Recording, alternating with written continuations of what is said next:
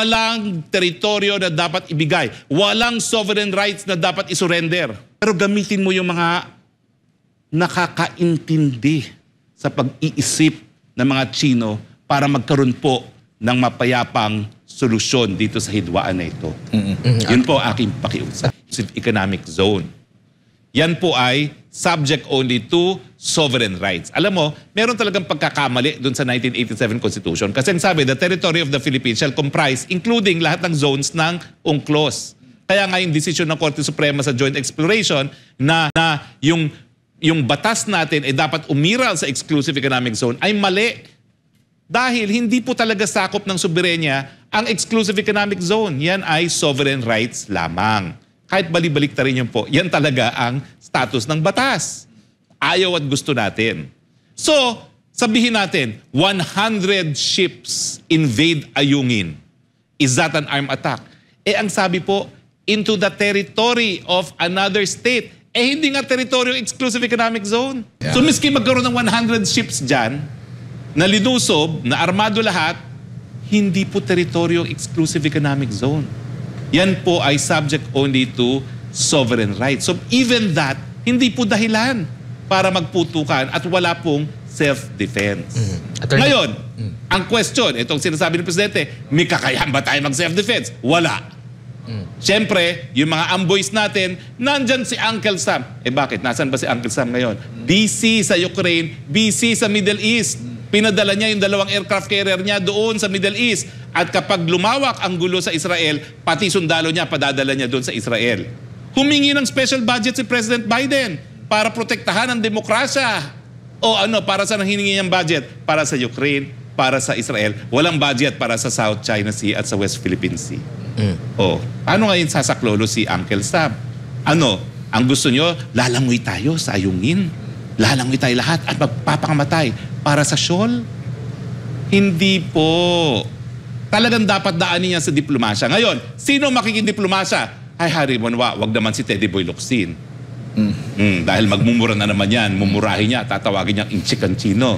Okay, eh kung sinabi niyang patayin ng mga kabataan para wag maging Hamas fighter, sasabihin po niya yan. Sino pupunta para magdiplomasya? Yung spokesperson ng Coast Guard na walang ginawa kung hindi pa initin ng ulo ng mga Pilipino. Sino magdidiplomasya dyan? Si Enrique Manalo, well, kaibigan ko po yan, pero career diplomat po yan at hindi masyado gamay ang Chino. Kaya po tayo nagpadala ng sugo na ang tawag ambassador. Sinong ambassador natin sa China ngayon? Jaime Flor Cruz. Sino si Jaime Flor Cruz? 4 na dekadang mamamahayag. Saan siya nagtrabaho bilang mamamahayag? Sa China. Bago po siya naging sugo o ambassador ng Pilipinas sa China, siya ay bureau chief ng, guess what? CNN. Anong ibig sabihin yan? Bilang bureau chief ng CNN, napapasok niya kahit sinong opisyales sa China. Kilala niya kung sino ang mga impluwensyal na mga karakter sa China at napapasok niya dahil siya ay 4 na dekadang nagtrabaho sa China, kilala niya lahat. Bakit hindi natin hayaan si Ambassador Flor Cruz gawin ang trabaho niya, siyang makipag-usap sa mga Chino?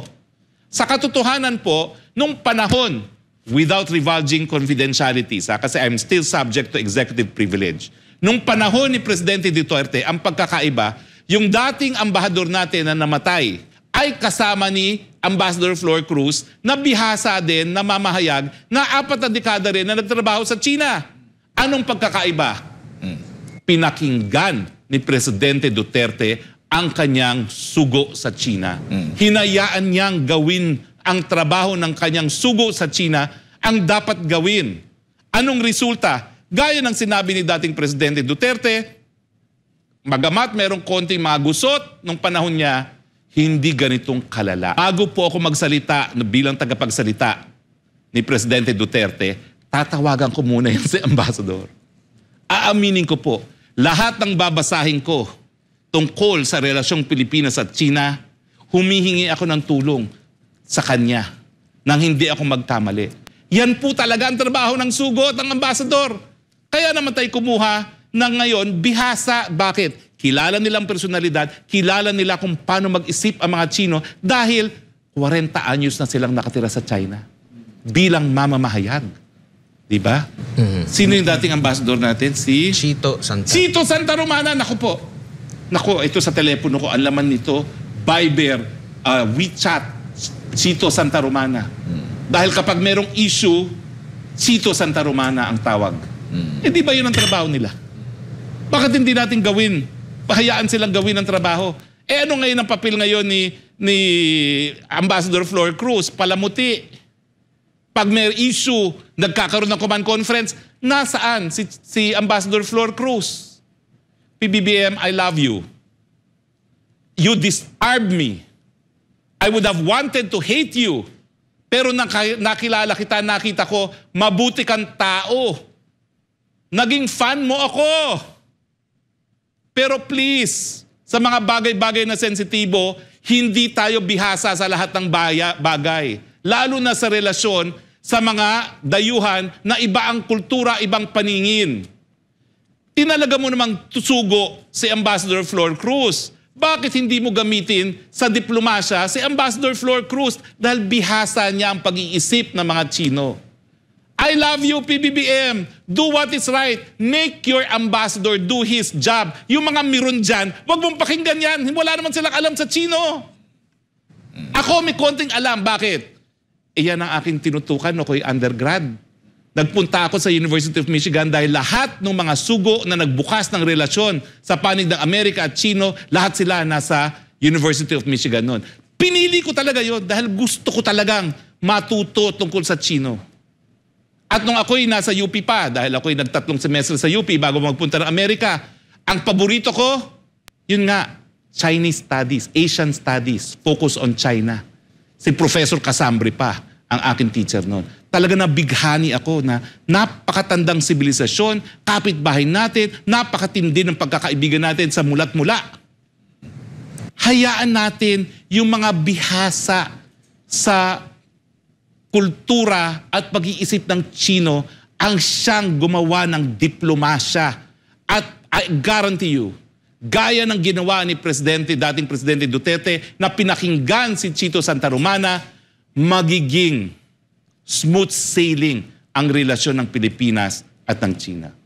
Pero pag ikay nakinig sa mga kamag-anak na walang iniisip kung hindi ang salbasyon ng Pilipinas ay sa Estados Unidos, miski palubog na ang ekonomiya ng Estados Unidos. Pag ikaw ay nakinig sa mga hindi naman nakakaintindi kung paano mag-isip ang mga Chino, sigalot ang resulta.